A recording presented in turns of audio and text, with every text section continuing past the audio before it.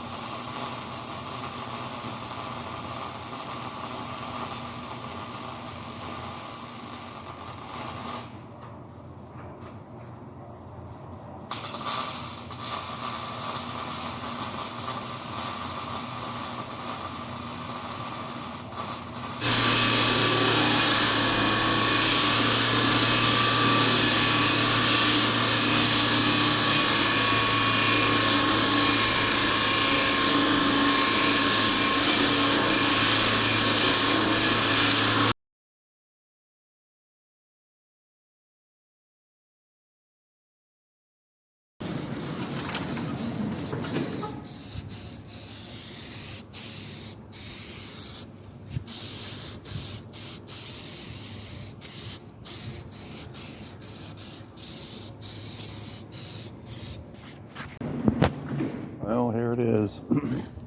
Got the paint on it. All nice and strengthened back up. Kind of fiddled around with it for the week. Added in some bracing and stuff. Painted it. So there it is.